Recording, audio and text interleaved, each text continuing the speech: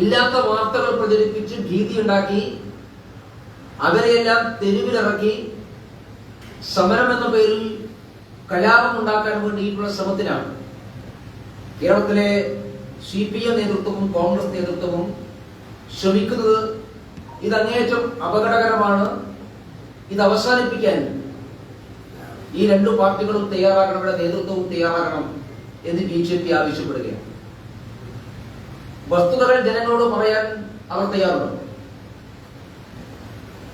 APCC president ആയാലും പ്രതിപക്ഷ നേതാവായാലും മുഖ്യമന്ത്രിയായാലും CPM-ന്റെ സെക്രട്ടറിയും ഇവരെല്ലാം ഇന്നലെ മുതൽ പ്രചരിപ്പിക്കുന്നത് ഈ നിയമം മുസ്ലിം വിരുദ്ധമാണ് എന്നുള്ളതാണ്.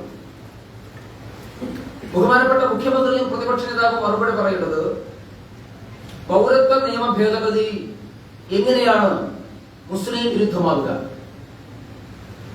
ഈ രാജ്യത്തിലെ ഏതെങ്കിലും ഒരു മതവിഭാഗത്തെയോ ജനവിഭാഗത്തെയോ അഡ്രസ് ചെയ്യുന്ന നിയമമാണോ പാർലമെന്റ് പാസാക്കിയിട്ടുള്ള ഈ നിയമം? ഈ രാജ്യത്തിലെ ഒരു ജനവിഭാഗത്തിനും ബാധകമാകുന്ന നിയമമല്ല. രാജ്യത്ത് ജീവിക്കുന്ന 955-ലെ സിറ്റിസൺഷിപ്പ് ആക്ട് അനുസരിച്ച് ഈ രാജ്യത്തിലെ പൗരന്മാരായി പരിഗണിക്കപ്പെടുന്ന ഹിന്ദുവെന്നോ മുസൽമാനെന്നോ ക്രിസ്ത്യാനിയെന്നോ ഭേദമില്ലാതെ ഈ രാജ്യത്ത് ജീവിക്കുന്ന ഒരു പൗരന്മാർക്കും ബാധകമല്ലാത്ത ഒരു നിയമമാണ് കേന്ദ്ര സർക്കാർ പാസാക്കിയിട്ടുള്ളത്. പിന്നെ എങ്ങനെയാണ് അത് മതവിരുദ്ധമാണ്, ഒരു മതവിഭാഗത്തിനെതിരാണ് എന്ന് പറയുന്നത്? മതത്തിന്റെ അടിസ്ഥാനത്തിൽ പൗരത്വം കൊടുക്കുന്നതാണ് നിയമം എന്നാണ് രണ്ടാമത്തെ പ്രചരണം. മതത്തിന്റെ അടിസ്ഥാനത്തിൽ പൗരത്വം കൊടുക്കുന്ന നിയമമല്ല ഇത്. കാരണം ഈ രാജ്യത്ത് ഒരാൾക്ക് പൗരത്വം വേണമെങ്കിൽ ആ പൗരത്വത്തിന് സിറ്റിസൺഷിപ്പ് ആക്ട് അനുസരിച്ചുള്ള വ്യവസ്ഥകളോടുകൂടി അപേക്ഷിച്ചാൽ മതത്തിനതീതമായി ഏതൊരാൾക്കും പൗരത്വം കിട്ടും. രാജ്യത്തിന്റെ പൗരത്വത്തിന് അന്നും ഇന്നും മതം ബാധകമേ അല്ല. അന്നും ബാധകമല്ല, ഇന്നും ബാധകമല്ല, ഒരു ഘട്ടത്തിലും ബാധകമാവുകയില്ല. രാജ്യത്തിലെ പൗരത്വം ലഭിക്കാൻ മതത്തിന്റെ വേലയ്ക്ക് ആവശ്യമില്ല. എല്ലാവർക്കും മതം കിട്ടും, എല്ലാവർക്കും പൗരത്വം കിട്ടും. ഈ നിയമം 948-ലെ നെഹ്റു ലിയാഖത്ത് പാക്ടിന്റെ ഭാഗമായി 60 കൊല്ലക്കാലം രാജ്യം നടപ്പിലാക്കാതെ പോയിട്ടുള്ള ഒരു നിയമത്തിന് സാധൂകരണം കൊടുക്കാനാണ് നരേന്ദ്രമോദി ഗവൺമെന്റ് തയ്യാറായിട്ടുള്ളത്. 48-ലെ പാക്ടിൽ പറയുന്നത് പാകിസ്ഥാനിൽ നിന്ന് മതപരമായ വിവേചനം അനുഭവിക്കുന്ന ന്യൂനപക്ഷ വിഭാഗങ്ങളെ ഈ രാജ്യത്തിലേക്ക് അഭയാർത്ഥികളായിട്ട് വന്നാൽ അവർക്ക് പൗരത്വം കൊടുക്കണം എന്നുള്ളതാണ് നിയമം. അത് പാകിസ്ഥാനും ഇന്ത്യക്കും ഒരേപോലെ ബാധകമായിട്ടുള്ള ഒരു കരാറാണ്. ഇന്ത്യയിൽ നിന്ന് ആരെങ്കിലും മതപരമായിട്ടുള്ള വിവേചനത്തിന്റെ ഭാഗമായി ഇന്ത്യയിലെ ഏതെങ്കിലും ന്യൂനപക്ഷ വിഭാഗം പാകിസ്ഥാനിൽ പോയാലും പാകിസ്ഥാനിലെ ന്യൂനപക്ഷ വിഭാഗം ഇന്ത്യയിലേക്ക് വന്നാലും അവരെ അതാത് രാജ്യത്തെ പൗരന്മാരായി പരിഗണിക്കുമെന്നുള്ളത് 48-ലെ നെഹ്റു ലിയാഖത്ത് പാക്ട് ആണ്. വി ഡി സതീശൻ ഈ പാക്ടിനെ തള്ളിപ്പറയുകയാണോ? കേരളത്തിലെയും ഇന്ത്യയിലെയും കോൺഗ്രസ് നേതൃത്വം ഇതിനെ തള്ളിപ്പറയുകയാണോ? തള്ളിപ്പറയുക എന്ന് പറഞ്ഞാൽ നെഹ്റുവിനെ തള്ളിപ്പറയാനാണ്. പക്ഷെ പല കാരണങ്ങൾ കൊണ്ട് അത് നിയമമായില്ല. അത് നിയമമാക്കണമെന്ന് ഈ രാജ്യത്ത് പല സന്ദർഭത്തിൽ ആവർത്തിച്ച് ആവശ്യപ്പെട്ടത് കോൺഗ്രസും CPM-ഉമാണ്. 2003-ൽ അന്നത്തെ പ്രധാനമന്ത്രിയായിട്ടുള്ള ശ്രീ അടൽ ബിഹാരി വാജ്പേയിക്ക് ഡോക്ടർ മൻമോഹൻ സിംഗ്, അന്നത്തെ രാജ്യസഭയിലെ പ്രതിപക്ഷ നേതാവായിട്ടുള്ള ഡോക്ടർ മൻമോഹൻ സിംഗ് അന്നത്തെ പ്രധാനമന്ത്രി വാജ്പേയിക്ക് അയച്ചിട്ടുള്ള കത്തുണ്ട്, ഡോക്യുമെന്റാണ്. ആ കത്തിൽ ഈ നിയമ ഭേദഗതി ഉണ്ടാവണം എന്ന് ആ കത്തിൽ അദ്ദേഹം ആവശ്യപ്പെട്ടിട്ടുള്ളതാണ്. CPM-ന്റെ അന്നത്തെ അഖിലേന്ത്യാ സെക്രട്ടറി പ്രകാശ് കാരാട്ട് 2005-ൽ പ്രധാനമന്ത്രിയായിട്ടുള്ള ഡോക്ടർ മൻമോഹൻ സിംഗിന് രേഖാമൂലം നൽകിയിട്ടുള്ള കത്തിൽ ബംഗ്ലാദേശിൽ നിന്ന് വരുന്ന ഹിന്ദു അഭയാർത്ഥികൾക്ക് പൗരത്വം കൊടുക്കാൻ പൗരത്വ നിയമത്തിൽ ഭേദഗതി വരുത്തണമെന്ന് രേഖാമൂലം കത്ത് മുഖേന ഡോക്ടർ മൻമോഹൻ സിംഗിനോട് ആവശ്യപ്പെട്ടത് പ്രകാശ് കാരാട്ടാണ്. ഈ കോഴിക്കോട് കടപ്പുറത്ത് ചേർന്ന CPM-ന്റെ പോളിറ്റ് ബ്യൂറോ, ഈ പാർട്ടി കോൺഗ്രസ്, ആ പാർട്ടി കോൺഗ്രസിലെ CPM-ന്റെ രാഷ്ട്രീയ പ്രമേയമുണ്ട്. ആ രാഷ്ട്രീയ പ്രമേയത്തിൽ ഈ കാര്യം വ്യക്തമായി പറയുന്നുണ്ട്. പാകിസ്ഥാനിൽ നിന്നും ബംഗ്ലാദേശിൽ നിന്നും ഇന്ത്യയിലേക്ക് വരുന്ന ഹിന്ദു ന്യൂനപക്ഷ വിഭാഗത്തിൽപ്പെട്ടവർക്ക് പൗരത്വം കൊടുക്കാൻ പൗരത്വ നിയമത്തിൽ ഭേദഗതി വരുത്തണമെന്ന് CPM-ന്റെ പാർട്ടി കോൺഗ്രസ് പാസാക്കിയ പ്രമേയമാണ്. ഇത്രയും ആവശ്യങ്ങൾ കോൺഗ്രസ് CPM ഉന്നയിച്ചതാണ്. അത് ഉന്നയിച്ചതിന് ശേഷമാണ് രാജ്യത്തിലെ പാർലമെന്റിൽ ഈ നിയമം കൊണ്ടുവന്നിട്ടുള്ളത്. ഈ നിയമം 3 രാജ്യങ്ങളിലെ 5 മതന്യൂനപക്ഷങ്ങൾക്ക് വേണ്ടിയിട്ടുള്ളതാണ്. അവിടുത്തെ ഹിന്ദുക്കൾ, ക്രിസ്ത്യാനികൾ, പാഴ്സി വിഭാഗത്തിൽപ്പെട്ടവർ, ജൈന വിഭാഗത്തിൽപ്പെട്ടവർ, ബുദ്ധമതത്തിൽപ്പെട്ടവർ, ഈ വിഭാഗത്തിൽപ്പെട്ട ഈ ന്യൂനപക്ഷ വിഭാഗത്തിൽപ്പെട്ടവരാണ് പാകിസ്ഥാനിലും ബംഗ്ലാദേശിലും റിലീജിയസ് പെർസിക്യൂഷന് വിധേയമാകുന്നത്. അത് BJP ഗവൺമെന്റിന്റെ കണ്ടെത്തലല്ല, അത് UN ചാർട്ടറിന്റെ കണ്ടെത്തലാണ്. ഐക്യരാഷ്ട്ര സംഘടനയുടെ പ്രമേയത്തിൽ പാകിസ്ഥാനിലെയും ബംഗ്ലാദേശിലെയും റിലീജിയസ് പ്രോസിക്യൂഷന് വിധേയമാകുന്ന മൈനോറിറ്റി കമ്മ്യൂണിറ്റി ഏതാണ് എന്ന് ഐക്യരാഷ്ട്ര സംഘടനയുടെ പ്രമേയത്തിലാണ് ഈ 5 മതവിഭാഗങ്ങളെ അടയാളപ്പെടുത്തിയത്. ഈ 5 മതവിഭാഗങ്ങൾക്ക് നിയമപരമായിട്ടുള്ള പരിരക്ഷ ഉറപ്പുവരുത്താൻ എല്ലാ അംഗരാജ്യങ്ങൾക്കും ബാധ്യതയുണ്ട് എന്ന് ഐക്യരാഷ്ട്രസഭയുടെ പ്രമേയത്തിലാണ് പറയുന്നത്. ഇന്ത്യ ഐക്യരാഷ്ട്രസഭയിലെ ഒരു അംഗരാജ്യമാണ്. അതുകൂടി കണക്കിലെടുത്തുകൊണ്ടാണ് 2019 ഈ ഗവൺമെന്റ് ഈ നിയമം, ഈ ബില്ല് പാർലമെന്റിൽ അവതരിപ്പിച്ചത്. രാജ്യസഭയിലും ലോകസഭയിലും വിശദമായിട്ടുള്ള ചർച്ചകൾ നടത്തി. പ്രതിപക്ഷ പാർട്ടിയുടെ MP-മാർ അമെന്റ്മെന്റുകൾ അവതരിപ്പിച്ചു. ആ അമെന്റ്മെന്റുകൾ ഗവൺമെന്റ് സ്വീകാര്യമായിട്ടുള്ള അമെന്റ്മെന്റുകൾ അത് സ്വീകരിച്ചു. അതിനുശേഷം 2 സഭയും വോട്ടിലിട്ട് പാസാക്കി. രാഷ്ട്രപതി ആ ബില്ലിന് അംഗീകാരം ആഭ്യന്തര മന്ത്രാലയം ഒരു ഇടവേള സ്വീകരിച്ചു. അതേ സന്ദർഭത്തിൽ തന്നെയാണ് രാജ്യത്തിലെ ചില സംഘടനകൾ, കേരളത്തിലെ മുസ്ലിം ലീഗ് ഉൾപ്പെടെയുള്ള സംഘടനകൾ സുപ്രീം കോടതിയിൽ ഇത് ഭരണഘടനാ വിരുദ്ധമാണ് എന്ന് പറഞ്ഞുകൊണ്ട് ഹർജി നൽകിയത്.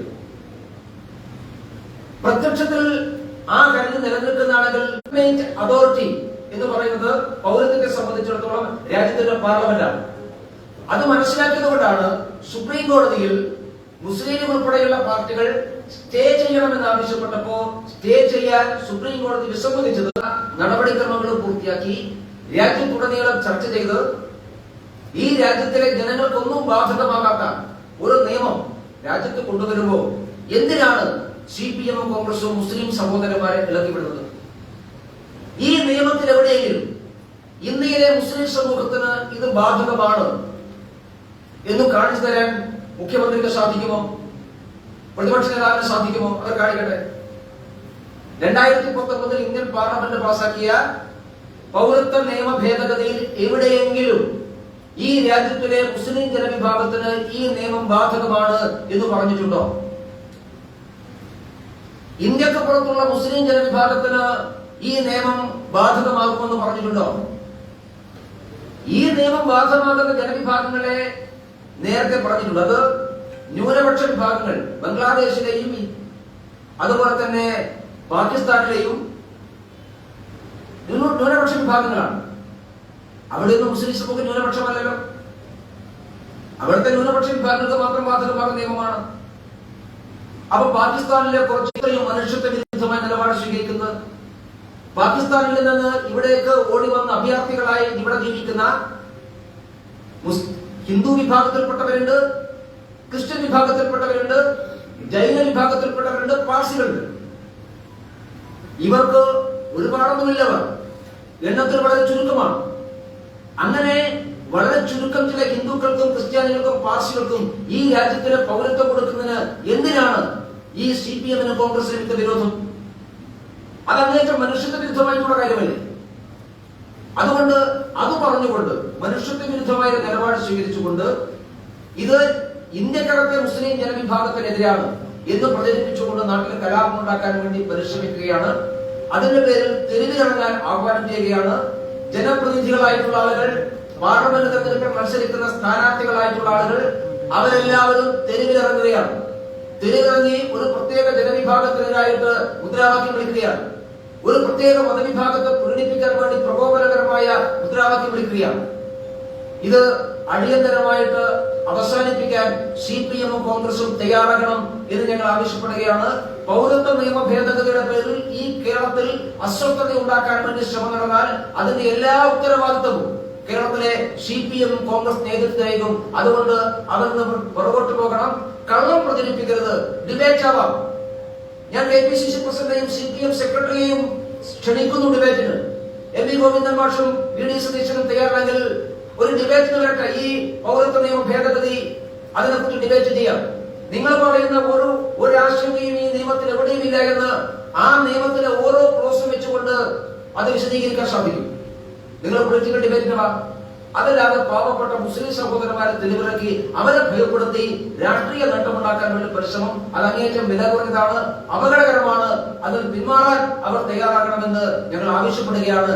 അതല്ലെങ്കിൽ കേരളത്തിൽ അന്തരീക്ഷം വഷളാക്കും. അതിന് ഉത്തരവാദി അവർ മാത്രമായിരിക്കും എന്നുള്ളതാണ് BJPക്ക് സൂചിപ്പിക്കാറുള്ളത്.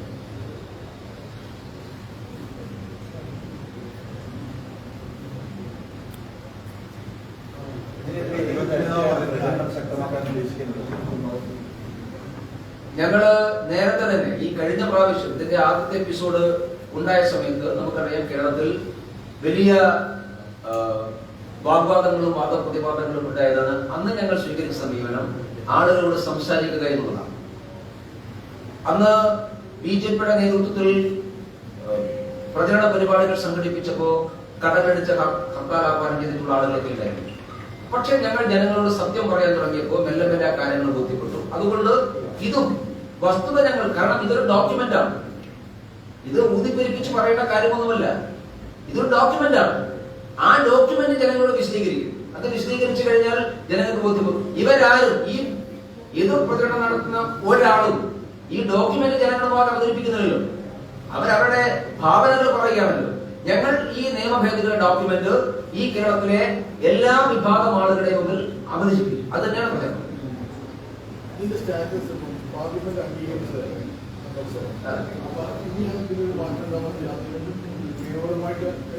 ഒരു മാറ്റൂലല്ലോ. ഇപ്പൊ കോടതി എന്തെങ്കിലും പറഞ്ഞാൽ മാത്രമേ. കോടതിയിൽ സാധാരണ കോടതിയിൽ ഇവർ പോയിട്ടുള്ളത് ഞാൻ പറഞ്ഞല്ലോ ഭരണഘടനാ വിരുദ്ധമാണ് എന്ന് പറഞ്ഞുകൊണ്ടാണ് മുസ്ലിം ലീഗ് പോയത്. സംസ്ഥാന സർക്കാരിന് പോകാനൊരു അവകാശമില്ല സത്യത്തിൽ. കാരണം അത് രാജ്യത്ത് കേട്ടുകേൾവിയില്ലാത്ത കാര്യമാണ്. കേന്ദ്ര പാർലമെന്റ് പാസ്സാക്കുന്ന ഒരു നിയമത്തിനെതിരായിട്ട് സംസ്ഥാന സർക്കാർ എങ്ങനെ കേസിൽ പോകുക? കേരളത്തെ ബാധിക്കുന്ന നിയമമല്ല, രാജ്യത്തെ ബാധിക്കുന്ന ഒരു നിയമത്തിന് പാർലമെന്റാണ് നിയമം ഉണ്ടാക്കേണ്ടത്. അത് സംസ്ഥാന സർക്കാരൊന്നും ചെയ്യാറില്ല. എന്നിട്ടും ഒരു പൊളിറ്റിക്കൽ ഗിമ്മിക്കിന് വേണ്ടിയിട്ടാണ് ഇവർ കേസിൽ പോകുന്നത്. അപ്പോ കേസിൽ സുപ്രീം കോടതി പറഞ്ഞത് ഇത് സ്റ്റേ ചെയ്യണം, ഭരണഘടനാ വിരുദ്ധമാണെന്ന്. ഒരു നിയമം ഭരണഘടനാ വിരുദ്ധമാണ് എന്ന് പ്രത്യക്ഷത്തിൽ സുപ്രീം കോടതിക്ക് തോന്നിയാൽ ഇതുവരെയുള്ള നമ്മുടെ അനുഭവം ആ നിയമം സ്റ്റേ ചെയ്യും. സുപ്രീം കോടതി ഈ നിയമം സ്റ്റേ ചെയ്തിട്ടില്ല എന്ന് മാത്രമല്ല കേന്ദ്ര സർക്കാരിനോട് ഒരു തരത്തിലുള്ള നിർദ്ദേശവും കോടതി പറഞ്ഞിട്ടില്ല. എന്ന് പറഞ്ഞാൽ നിങ്ങൾ ഇതിനെക്കുറിച്ച് വീണ്ടും വിചാരം ചെയ്യണമെന്നോ അല്ലെങ്കിൽ ഇത് തൽക്കാലം അതിന്റെ ചട്ടം രൂപീകരണം മാറി നിൽക്കണമെന്നോ ഒന്നും പറഞ്ഞിട്ടില്ല. ഒരു കമന്റും സുപ്രീം കോടതി പറഞ്ഞിട്ടില്ല. സുപ്രീം കോടതി ഫയൽ സ്വീകരിച്ചു, അത്രയുടെ. അപ്പൊ 4 വർഷം BJP ഗവൺമെന്റ് കാത്തിരുന്നു. ഇത് രാഷ്ട്രപതി വിജ്ഞാപനം പുറപ്പെടുവിച്ച നിയമമാണ്. ഇപ്പൊ നിലവിലുള്ള നിയമമാണ്. പുതുതായിട്ടൊന്നും ഈ രാജ്യത്ത് ഉണ്ടായിട്ടില്ല. ആകെ ഉണ്ടായത് ആഭ്യന്തര മന്ത്രാലയം അതിന്റെ ചട്ടങ്ങൾ രൂപീകരിച്ചു. എന്ന് പറഞ്ഞാൽ കഴിഞ്ഞ 4 വർഷമായിട്ട് പൗരത്വത്തിന് വേണ്ടി അപേക്ഷിച്ചിട്ടുള്ള ആളുകൾ വെയിറ്റിംഗ് ലിസ്റ്റിലാണ്. അപ്പൊ അവരിങ്ങനെ പൗരത്വത്തിന് അപേക്ഷിച്ച ശേഷം അതിന്റെ നടപടിക്രമങ്ങൾ പൂർത്തീകരിക്കാത്തതുകൊണ്ട് കാത്തിരിക്കുക. നടപടിക്രമങ്ങൾ പൂർത്തീകരിക്കണമെങ്കിൽ പുതിയ നിയമം അനുസരിച്ചുള്ള ഡോക്യുമെന്റേഷൻ പൂർത്തിയാക്കണം. അതിന് ചട്ടം രൂപീകരിക്കണം. പുതിയ അപേക്ഷ അവരോട് വാങ്ങിക്കണം. അപ്പൊ അതിനു വേണ്ടി ചട്ടം രൂപീകരിച്ചു. അതിനപ്പുറത്ത് ഒന്നും ഇപ്പൊ ഉണ്ടായിട്ടില്ല. ഒരു പുതിയ കാര്യം ഉണ്ടായിട്ടില്ല. 2019 എന്താണ് ഉണ്ടായത് അത് തന്നെയാണ് ഇപ്പോൾ ഉണ്ടായത്.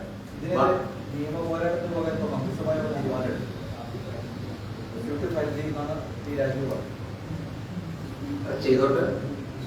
കാരണം സംസ്ഥാന സർക്കാരിന്റെ ഇങ്ങനെ കേസ് നടത്താൻ ഇഷ്ടമാതിരി പൈസ ഉണ്ടല്ലോ. പെൻഷൻ കൊടുക്കാൻ അങ്ങോട്ട് പൈസ ഇല്ല. ഇങ്ങനെയുള്ള ഓരോ കേസ് പറഞ്ഞ് സുപ്രീം കോടതി പോയി അവിടുത്തെ വക്കീലമാർക്ക് ചായ വാങ്ങിച്ചു കൊടുക്കാനും അവർക്ക് ഫീസ് കൊടുക്കാനും പൈസ കിട്ടും. കുറെ പൈസ അങ്ങനെയും തീർന്നോട്ടെ. അതല്ലാതെ ഇതിലൊന്നും സംഭവിക്കാൻ വേണ്ടി പോകുന്നില്ല. കാരണം ഒരു സർക്കാർ, കേന്ദ്ര സർക്കാർ കേന്ദ്ര പാർലമെന്റ് പാസ്സാക്കുന്ന നിയമം, പാർലമെന്റ് നിയമം പാസ്സാക്കി ഇത് സംസ്ഥാന സർക്കാരിന്റെ കേസിന് പോകുന്നു. അപ്പൊ അതിൽ യാതൊരു അർത്ഥമില്ല. അത് രാഷ്ട്രീയമാണ്. അവർ അങ്ങനെ കുറെ പണം അവർ ചെലവഴിച്ചോട്ടെ. ആ പണം ഉപയോഗിച്ചുകൊണ്ട് കേന്ദ്ര സർക്കാർ ഈ കേസിന് പോയിട്ട് വലിയ വലിയ വക്കീലന്മാർ കൊടുക്കുന്ന പൈസ ഉള്ളത് ആ പാവപ്പെട്ട കർഷക തൊഴിലാളികൾ രക്ഷപ്പെടുത്താൻ അത്രയും നന്നാണ്. അവര് ഇത്തിരി റേഷൻ വാങ്ങി ജീവിച്ചോട്ടെ. കോടതിയിൽ ഇപ്പോൾ ഇതിനെതിരെ 280ഓളം ഹർജി നിലനിൽക്കുന്നുണ്ടല്ലോ. അപ്പോൾ ഇത്ര പ്രതികരിക്കുകയാണോ തെരഞ്ഞെടുപ്പിന് തൊട്ടുമുമ്പ് കാത്തുനിന്നുണ്ടായിരുന്നു? 4 വർഷം കാത്തിരുന്നല്ലോ. 2019 നിയമമായത്. 4 വർഷം ഗവൺമെന്റ് കാത്തിരുന്നു. ഒന്നും സംഭവിക്കുന്നില്ല. സ്വാഭാവികമായിട്ടും ഞങ്ങള് BJPയുടെ സമീപനം ഇത് 2019 തെരഞ്ഞെടുപ്പിന് മുമ്പ് ഞങ്ങൾ പ്രകടന പത്രികയിൽ പറഞ്ഞ കാര്യമാണ്. ബാക്കി എല്ലാവരും പറഞ്ഞ കാര്യങ്ങളാണ്. എല്ലാവരും പറഞ്ഞിട്ടുള്ള കാര്യങ്ങളാണ്. ആകെ വ്യത്യാസം അവർ പറയുക മാത്രമല്ലല്ലോ, ഞങ്ങൾ പ്രവർത്തിച്ച് കാണിച്ചു. ഞങ്ങൾ നിയമം കൊണ്ടുവന്നു. BJP ഗവൺമെന്റ് ഒരു നിയമം കൊണ്ടുവന്നത് ആളുകളെ കണ്ടിൽ പൊടിയിടാൻ വേണ്ടിയിട്ടുള്ള നിയമമാണ്. ഏത് നിയമം കൊണ്ടുവന്നാലും നടപ്പിലാക്കാൻ വേണ്ടിയിട്ടുള്ള നിയമമാണ്. നടപ്പിലാക്കാൻ പറ്റില്ല എന്ന് കണ്ടാൽ ഞങ്ങൾ അത് പുറകോട്ട് പോകുമല്ലോ. ഞങ്ങൾ കർഷക നിയമം ഞങ്ങൾ പിൻവലിച്ചല്ലോ. ഒരു നിയമം പാസ്സാക്കി നടപ്പിലാക്കാൻ സാധിക്കുന്ന സാഹചര്യം ഉണ്ടെങ്കിൽ ഞങ്ങൾ പിൻവാങ്ങും. അല്ലാതെ ഞങ്ങൾ ഇങ്ങനെ കോൾഡ് സ്റ്റോറേജിൽ വെച്ചുകൊണ്ടിരിക്കുന്ന ഏർപ്പാട് BJP ഗവൺമെന്റ്. ഇത് നടപ്പിലാക്കാൻ വേണ്ടിയിട്ടുള്ളതാണ്. 4 വർഷം കാത്തിരുന്നു, ഒന്നും ഉണ്ടാവുന്നില്ല. സ്വാഭാവികമായിട്ടും ഈ പാർലമെന്റ് കഴിഞ്ഞ് പുതിയ ഗവൺമെന്റ് പുതിയ തെരഞ്ഞെടുപ്പിലേക്ക് പോകുന്നുണ്ട്. ഇത് നടപ്പിലാക്കണം ഞങ്ങൾക്ക് ആഗ്രഹമുണ്ട്. അതുകൊണ്ട് തന്നെ ചട്ടം രൂപീകരിച്ചു. അത്രയേ ഉള്ളൂ. ഇല്ലീഗൽ മൈഗ്രൻസിന് പൗരത്വം കൊടുക്കാൻ വേണ്ടി തീരുമാനിക്കുമ്പോൾ സ്വാഭാവികമായിട്ടും എന്തുകൊണ്ട് ആ ഇല്ലീഗൽ മൈഗ്രൻസിൽപ്പെട്ട മുസ്ലിങ്ങളെ മാത്രം മാറ്റി നിർത്തുന്നതാണ് ചോദിച്ചത്. എല്ലാ മതക്കാർക്കും കൊടുക്കുക, ലീഗൽ മൈഗ്രൻസിന് അതിന് കൊടുക്കണം. ഈ രാജ്യങ്ങളിൽ ഈ മുസ്ലിം വിഭാഗത്തിൽ വന്നവർ നമ്മളുമായിട്ട് ഇല്ല, അങ്ങനെയല്ല, നമ്മളുമായിട്ട് അതിർത്തി പങ്കിടുന്ന, ഭാരതവുമായിട്ട് അതിർത്തി പങ്കിടുന്ന 3 രാജ്യങ്ങളിലെ ഈ റിലീജിയസ് പ്രോസിക്യൂഷന് വിധേയമാകുന്ന ആളുകളെയാണ് നമ്മൾ പരിഗണിച്ചിട്ടുള്ളത്. അത് പരിഗണിക്കണമെന്നാണ് എല്ലാവരും പറഞ്ഞത്. നമ്മളുമായിട്ട് അതിർത്തി പങ്കിടുന്ന രാജ്യങ്ങളാണ് നമ്മൾ ഈ രാജ്യത്ത് അഭയാർത്ഥികൾ. വേറെ ഏതോ രാജ്യത്ത് ആരാ ഇവിടെ അഭയാർത്ഥികളായിട്ട് വരുന്നത്? ഇവിടെ ആളുകൾ വരുന്നത് നമ്മളുമായി അതിർത്തി പങ്കെടുക്കുന്ന രാജ്യത്താണ്. അവർ അങ്ങനെ അതിർത്തി പങ്കിടുന്ന രാജ്യങ്ങളിൽ ഇങ്ങോട്ട് വന്നിട്ടുള്ള ആളുകൾ അവർക്ക് ഇവിടുത്തെ പൗരത്വം കൊടുക്കണം. ഇതാണ്. ഇനി മുസ്ലിം ജനവിഭാഗത്തിലെ ലോകത്തിലെ ഏത് രാജ്യത്തിലെ മുസ്ലിം വിഭാഗത്തിലും ഈ രാജ്യത്തിലെ പൗരന്മാരാവാം.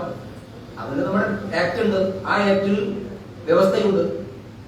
ആ വ്യവസ്ഥയനുസരിച്ച് 10 വർഷം ഈ രാജ്യത്ത് തുടർച്ചയായിട്ട് 10 വർഷം ഈ രാജ്യത്ത് താമസിക്കണം. അവസാനത്തെ 2 വർഷം തുടർച്ചയായിട്ട് രാജ്യത്ത് താമസിക്കണം. അങ്ങനെയുള്ള ആർക്കും, അതേത് രാജ്യമാവട്ടെ, ഏത് രാജ്യത്തിലെ ആളുകൾക്കും ഏത് മതവിഭാഗത്തിൽപ്പെട്ട ആളുകൾക്കും രാജ്യത്തിലെ പൗരത്വത്തിന് അപേക്ഷ കൊടുക്കാം. പൗരത്വ അപേക്ഷ കൊടുത്താൽ 90 ദിവസത്തിനകം തീരുമാനമെടുക്കും ആർക്കാണ് പൗരത്വം വേണ്ടത്. ഈ വിവാദമൊക്കെ നടക്കുന്ന സമയത്ത് ലോകത്തിലെ പല ഭാഗത്തും ഇവിടെ വന്നിട്ടുള്ള മുസ്ലിം കമ്മ്യൂണിറ്റിക്ക് അടക്കം പൗരത്വം കൊടുത്തിട്ടുള്ള കേന്ദ്ര ആഭ്യന്തര മന്ത്രാലയം പാർലമെന്റിൽ കണക്ക് പറഞ്ഞല്ലോ മുസ്ലിം സമൂഹത്തിനെ കൊടുത്തിട്ടുള്ളത്. ഇത് രണ്ടാണ്. ഒന്ന്, റിലീജിയസ് പ്രോസിക്യൂഷന് വിധേയമാകുന്ന ആളുകൾ അഭയാർത്ഥികളായിട്ട് വരുന്നു. അവർക്കുള്ള പൗരത്വമാണ്. അങ്ങനെ അഭയാർത്ഥികളായിട്ട് മുസ്ലിം സമൂഹം ആരും ഇന്ത്യയിലേക്ക് വരുന്നില്ല. അപ്പൊ അതിന് കാരണം ഉണ്ടാവും. അതല്ലാതെ വേറെ ഏത് മതവിഭാഗമാണ് ഇന്ത്യയിൽ അഭയാർത്ഥികളായി വന്നിട്ട് പൗരത്വം ലഭിച്ചിട്ടുള്ളത്? അപ്പൊ അത് ഇവർക്കൊക്കെ ഇതൊക്കെ വ്യക്തമാണ്. ഇത് തെരഞ്ഞെടുപ്പ് വരുമ്പോൾ 10 വോട്ട് കിട്ടാൻ വേണ്ടിയിട്ടുള്ള ഏർപ്പാടാണ്. പക്ഷെ ഒരു കാര്യം കോൺഗ്രസും CPM മനസ്സിലാക്കി നല്ലതാണ്. ഈ ഉത്തരത്തിലുള്ളത് കിട്ടുന്നതുമില്ല, കക്ഷത്തിലുള്ളത് പോകുകയും ചെയ്യും. അത്രയും ഞാൻ അവരോട് പറയുന്നു.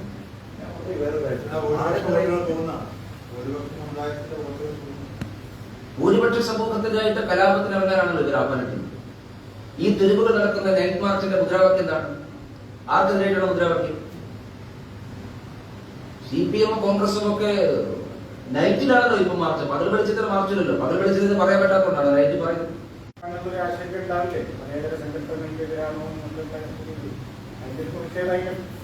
ആസാമിലെ പ്രശ്നം എന്തെങ്കിലും ഡിഫറെന്റ് ആണ്. ആസാമിൽ ഇവര് പറയുന്ന പ്രശ്നം, ആസാമിലെ പ്രശ്നം അവർ ഒരാൾക്കും പൗരത്വം കൊടുക്കരുത് എന്നുള്ളതാണ് ആസാമിലെ പ്രശ്നം. ഇതിന്റെ പേരിൽ, ഈ നിയമത്തിന്റെ പേരിൽ ആസാമിലേക്ക് ബംഗ്ലാദേശിൽ നിന്ന് വരുന്ന ആളുകൾ പൗരത്വം സ്വീകരിക്കുമെന്നുള്ള ഭയമാണ് ആസാമിൽ ആൾക്കാർക്ക്. അത് എന്തെങ്കിലും ഡിഫറെന്റ് ആണ്. അത് രാജീവ് ഗാന്ധിയാണ് ആസാമിൽ പൗരത്വ ലിസ്റ്റ് ഉണ്ടാക്കാൻ പറയുകയും ആ പൗരത്വ ലിസ്റ്റ് ഉണ്ടാക്കിയിട്ട് നുഴഞ്ഞു കയറ്റക്കാർക്ക് പൗരത്വം കൊടുക്കണം എന്നുള്ള നിലപാട് സ്വീകരിച്ചത് 85-ൽ രാജീവ് ഗാന്ധി ഗവൺമെന്റാണ്. രാജീവ് ഗാന്ധി തുടർന്ന് ആരംഭിച്ചതാണ് ഇപ്പോൾ അവിടെ നടപ്പിലാക്കിയിട്ടുള്ളത്. രാജീവ് ഗാന്ധിയാണ് അവിടെ പൗരത്വ ലിസ്റ്റ് ഉണ്ടാക്കിയത്. ഇപ്പൊ വലിയ വിവാദമായ ആസാമിലെ പൗരത്വ ലിസ്റ്റ് ഉണ്ടാക്കിയത് രാജീവ് ഗാന്ധിയുടെ കാലത്താണ്, ബിജെപിയുടെ കാലത്തൊന്നുമല്ല. അത് ആസാമിലെ കാര്യം പിന്നീട് പറയുന്നത്. അതുകൊണ്ട് ആസാമിലെ പ്രശ്നം പ്രത്യേകമായിട്ട് പരിഗണിക്കാൻ ആസാമിലെ പ്രശ്നത്തിന് ചില ജെന്യൂനിറ്റി ഉണ്ട്. ആ ജെന്യൂനിറ്റി ഇട്ടുകൊണ്ടാണ് ആസാമിലെ പ്രശ്നം പ്രത്യേകമായിട്ട് ഈ ഗവൺമെന്റ് മാത്രമല്ല നേരത്തെയുള്ള ഗവൺമെന്റ്, അത് മൻമോഹൻ സിംഗിന്റെ ഗവൺമെന്റ് ആയാലും നരേന്ദ്രമോദി ഗവൺമെന്റ് ആയാലും ആസാമിന്റെ കാര്യത്തിൽ ഒരു പ്രത്യേക സമീപനം സ്വീകരിച്ചിട്ടുള്ളതും അതിനുവേണ്ടി സുപ്രീം കോടതി മോണിറ്റർ ചെയ്യുന്ന ഒരു കമ്മിറ്റി നിയോഗിച്ചു. ആസാമിലെ പൗരത്വ ലിസ്റ്റ് തയ്യാറാക്കുന്നതൊന്നും തന്നെ ഇപ്പോൾ കേന്ദ്ര സർക്കാരല്ല, സുപ്രീം കോടതി നിയോഗിച്ചിട്ടുള്ള ഒരു മോണിറ്ററിംഗ് കമ്മിറ്റിയാണ്. ആ സുപ്രീം കോടതി തന്നെ ഇക്കാര്യത്തിൽ ഇടപെട്ടുകൊണ്ട് ഒരു മോണിറ്ററിംഗ് കമ്മിറ്റിയെ നിശ്ചയിക്കാൻ കാരണം ആസാമിന്റെ ആശങ്കയിൽ ജെന്യൂനിറ്റി ഉണ്ട് എന്ന് കോടതിക്ക് പോലും ബോധ്യമായിട്ടുണ്ട്. ഈ ഭാരത് റൈസിന് പകരം കെ റൈസിന് മുമ്പ് ഉദ്ഘാടനം ചെയ്തു. 19 രൂപയ്ക്ക് കൊടുക്കേണ്ട അരിയാണ് കേന്ദ്ര സർക്കാർ 29 മറച്ചു കൊടുക്കുന്നത് എന്നാണ് മുഖ്യമന്ത്രി ആരോപിച്ചിട്ടുണ്ട്. 19 രൂപ ആര് കൊടുക്കണേ? 10 രൂപയ്ക്ക് കൊടുക്കേണ്ട അരിയാണ് ഭാരത് റൈസ് എന്ന പേരിൽ 29 കൊടുക്കുന്നത് എന്നാണ്. ആ ഭാരത് റൈസിന്റെ മാർക്കറ്റ് വില ഏതാണ്ട് 60 രൂപ.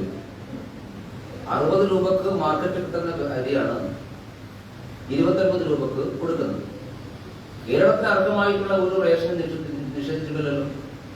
5 കിലോ സൗജന്യമായിട്ടുള്ള അരിയും 35 കിലോ സബ്സിഡിയോട് കൂടിയുള്ള അരിയും ഇപ്പോൾ കിട്ടുന്നുണ്ടല്ലോ. പിന്നെ എന്തിനാ മുഖ്യമന്ത്രിക്ക് വില? മുഖ്യമന്ത്രി ചെയ്യേണ്ടത്, മുഖ്യമന്ത്രിയും മന്ത്രിയും കാണിക്കുന്ന ഒരു അങ്ങേയറ്റ വില കുറഞ്ഞ ഏർപ്പാട് കേന്ദ്ര ഗവൺമെന്റ് 100% കേന്ദ്ര ഗവൺമെന്റ് സ്കീമായിട്ടുള്ള അരിയും വിതരണം. അതിൽ മുഖ്യമന്ത്രിയുടെയും ഭക്ഷ്യമന്ത്രിയുടെയും ഫ്ലക്സ് വെക്കണമെന്ന് റേഷൻ കട ഉടമകൾക്ക് തുട്ടുകൾ കൊടുക്കുകയാണ്. എന്നിട്ട് വെച്ചില്ല. അതുകൊണ്ട് മുഖ്യമന്ത്രി അതാ കാര്യമാണ് ചെയ്യേണ്ടത്. ഭാരത് അരിയെ കുറിച്ച് നിങ്ങൾ വേവലാതിപ്പെടേണ്ട. നിങ്ങൾ ചെറിയ വിലക്ക് അരി കൊടുക്കുന്നുണ്ടെങ്കിൽ ഞങ്ങൾക്ക് സന്തോഷമേ ഉള്ളൂ. പക്ഷേ ജീവിക്കാൻ നിർവാഹമില്ലാത്ത നാട്ടിൽ നിങ്ങൾ അരിയൊന്നും കൊടുക്കണ്ട. ഞാൻ പറഞ്ഞല്ലോ, പെൻഷൻ കൊടുത്തുകൂടെ നിങ്ങൾക്ക്? ഈർവാണം പറയുന്ന മുഖ്യമന്ത്രിക്ക് 7 മാസത്തെ പെൻഷൻ കുടിച്ചു കൊടുക്കും.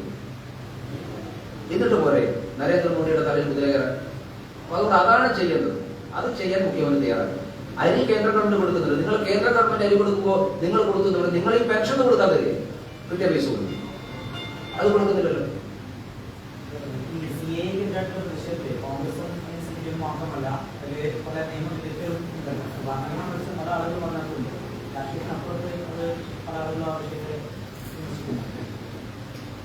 ജനാധിപത്യത്തിൽ ഞങ്ങൾ ഈ കള്ളം പ്രചരിപ്പിച്ചത് ആളുകൾ വളരെ വൈകാരികമായി പെരുമാറും. നാളെ നിങ്ങൾക്കൊന്നും നിങ്ങളുടെ പൗരത്വമൊക്കെ ചോദ്യം ചെയ്യപ്പെടുകയാണ് എന്ന് പാവപ്പെട്ട ആളുകളോട് പറഞ്ഞാൽ അത് അവർക്ക് സ്വാഭാവികമായിട്ടും ഇമോഷണലി അവരെ ബാധിക്കുന്ന വിഷയമല്ല. അങ്ങനെ കള്ളം പ്രചരിപ്പിക്കാൻ പാടില്ല. ഉത്തരവാദിത്ത രാഷ്ട്രീയ പാർട്ടികൾ അത് അവിടെയാണ് ഞങ്ങളുടെ പോയിന്റ്. നിങ്ങൾ ഡിബേറ്റ് ചെയ്തോളൂ, ഒരു വിരോധമില്ല. എതിരഭിപ്രായം പ്രകടിപ്പിച്ചോളൂ, അതിന് വിരോധമില്ല. പക്ഷെ ഞങ്ങൾ ചോദിക്കുന്ന ചോദ്യങ്ങൾക്ക് ഉത്തരം പറയേണ്ടി വരും. CPM കോൺഗ്രസും ഉത്തരം പറയേണ്ടി വരും. നിങ്ങളെ ആദ്യം ആവശ്യപ്പെടും. ഞാൻ നേരത്തെ നിങ്ങളോട് പറഞ്ഞല്ലോ, ഞങ്ങളുടെ ഡോക്യുമെന്റ് ഉണ്ടല്ലോ. കടപ്പുറത്തെ കോഴിക്കോട് പാർട്ടി കോൺഗ്രസ് നിങ്ങൾ പാസ്സാക്കിയിട്ടുള്ള പൊളിറ്റിക്കൽ റെസല്യൂഷൻ ഡോക്യുമെന്റ് ഞങ്ങളുടെ കയ്യിലുണ്ട്. ഞങ്ങൾ തെളിയിക്കാം, ഞങ്ങൾ കാണിച്ചു തരാം. പ്രകാശ് കാരാട്ട് മൻമോഹൻ സിംഗിന് അയച്ച കത്ത് ഞങ്ങളുടെ കൈവശമുണ്ട്, ഞങ്ങൾ കാണിച്ചു തരാം. രാജ്യത്ത് ന്യൂനപക്ഷം അരക്ഷിതാവസ്ഥയിലാണെന്ന് പറയുന്ന അവരുടെ വാദത്തിന് ഒറ്റ മറുപടിയെന്തായിട്ട് പറയാൻ തന്നെ ഏത് ന്യൂനപക്ഷമാണ് അരക്ഷിതാവസ്ഥ? ഈ നിയമത്തിൽ എന്താ ന്യൂനപക്ഷത്തിന്റെ അരക്ഷിതാവസ്ഥ? എനിക്ക് മനസ്സിലാകുന്നില്ല. പാകിസ്ഥാനും അഫ്ഗാനിസ്ഥാനും ഇന്തോനേഷ്യനും ഒരു 5000 ഹിന്ദുക്കളും ഒരു 1000-ത്തിന് താഴെ ക്രിസ്ത്യാനികളും ഒരു 10-700 പാർസികളും അവരാണ് ഇപ്പൊ അപേക്ഷിച്ചിട്ടുള്ളത്. അവർ വന്ന് ഈ രാജ്യത്തിലെ പൗരത്വം സ്വീകരിച്ചാൽ ഏത് ന്യൂനപക്ഷത്തിനാണ് പറയട്ടെ? ഈ രാജ്യങ്ങളിലെ മുസ്ലിങ്ങൾ ആക്രമിക്കപ്പെടുന്നുണ്ടോ? അവരാരും അവിടുത്തെ മതന്യൂനപക്ഷമല്ല. അത് പൊളിറ്റിക്കൽ റീസണിന്റെ പേരിൽ ആക്രമിക്കപ്പെടുന്നവരാണ്, മതത്തിന്റെ പേരിലില്ല. അങ്ങനെയാണെങ്കിൽ അത് പുതിയ ഡിബേറ്റാണ്. പാകിസ്ഥാനിൽ മുസ്ലിം സമൂഹം മതത്തിന്റെ പേരിൽ ആക്രമിക്കപ്പെടുന്നുണ്ടെങ്കിൽ അത് പാകിസ്ഥാൻ ആദ്യം പറയട്ടെ. പാകിസ്ഥാനാണല്ലോ പറയേണ്ടത്. ഞാൻ പറഞ്ഞല്ലോ, UN പ്രമേയത്തിൽ അവർ പറഞ്ഞിട്ടുണ്ട് ആ ഏതൊക്കെ വിഭാഗമാണ് റിലീജിയസ് പെർസിക്യൂഷന് വിധേയമാകുന്ന വിഭാഗം ഏതാണ് അവർ പറഞ്ഞിട്ടുണ്ട്. അതാണ് ഇന്ത്യ നടപ്പിലാക്കിയത്. മുസ്ലിം സമൂഹം ആക്രമിക്കപ്പെടുന്നു എന്ന് പറഞ്ഞാൽ അത് പൊളിറ്റിക്കൽ റീസണിന്റെ പേരിലാണ്, സാമ്പത്തിക കാരണങ്ങളുടെ പേരിലാണ്. ഞാനൊരു കാര്യം കൂടെ നിങ്ങളോട് പറയാം. പ്രകാശ് കാരാട്ട് മൻമോഹൻ സിംഗിന് അയച്ച കത്തിൽ ഏറ്റവും പ്രധാനപ്പെട്ട കാര്യം അദ്ദേഹം പറയുന്നത് സാമ്പത്തികമല്ലാത്ത കാരണങ്ങളാൽ എന്ന് അടിവരയിട്ട് പറഞ്ഞത്. സാമ്പത്തികവും രാഷ്ട്രീയവുമല്ലാത്ത കാരണങ്ങളാൽ പ്രോസിക്യൂഷന് വിധേയമാകുന്ന ജനവിഭാഗങ്ങൾക്ക് പൗരത്വം കൊടുക്കണം. ഞാൻ CPM യോട് ചോദിക്കുന്നത്, സാമ്പത്തികവും രാഷ്ട്രീയവുമല്ലാത്ത കാരണങ്ങൾ പ്രോസിക്യൂഷന് വിധേയമാകുക എന്ന് പറഞ്ഞാൽ പിന്നെ മതമല്ലേ, മതത്തിലല്ലോ. അത് തന്നെയാണ് പറഞ്ഞത്. അത് പറയാൻ കാരണം ബംഗ്ലാദേശിൽ നിന്ന് പശ്ചിമ ബംഗാൾ അതിർത്തിയിലേക്ക് വന്നിട്ടുള്ള ആളുകളുണ്ട്. രണ്ടു തരം ആളുകളുണ്ട്. ജോലി തേടി വന്നിട്ടുള്ള ആളുകളുണ്ട്, ഈ പ്രോസിക്യൂഷൻ വിധേയമാകുന്ന ആളുകളുണ്ട്. പ്രകാശ് കാരാട്ട് പറയുന്നത് ജോലി തേടി വന്നിട്ടുള്ള ആളുകൾക്ക് പൗരത്വം കൊടുക്കാൻ പാടില്ല, അവർ സാമ്പത്തിക കാരണങ്ങളാണ് വന്നിട്ടുണ്ട്. മറ്റു വിഭാഗം മതപരമായ കാരണങ്ങളാണ് വന്നിട്ടുള്ളതാണ്, അവർക്ക് നിങ്ങൾ ആ പൗരത്വം കൊടുക്കണം. ഇത് BJP-യേക്കാൾ നന്നായി പറഞ്ഞത് പ്രകാശ് കാരാട്ടാണ്. പ്രകാശ് കാരാട്ടമാർ സീതാറാം യെച്ചൂരിയാകുമ്പോഴേക്കും CPM-ന്റെ നയം മാറിപ്പോയി.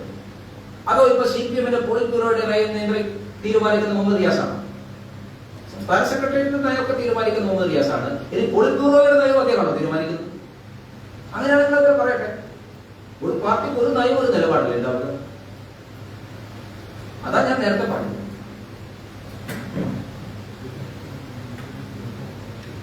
ഓക്കെ, ഘടകകക്ഷി സീറ്റ് കച്ചവടം നടത്തി ഒരു വ്യക്തിയെ വിളിച്ചു വരുത്തി 5 കോടി ആവശ്യപ്പെട്ടു. BJP ഞാൻ നിങ്ങൾ വെറുതെ എന്നോട് ആവശ്യമില്ലെന്നും പറഞ്ഞു. ഓക്കെ, അപ്പൊ ഞാൻ കോഴിക്കോട് പാർലമെന്റ് മണ്ഡലത്തിൽ മത്സരിക്കണം നിങ്ങൾക്കറിയാം. നിങ്ങൾ എല്ലാവരുടെയും സഹായവും സഹകരണവും പിന്തുണയും ഉണ്ടാകണം. ഓക്കെ.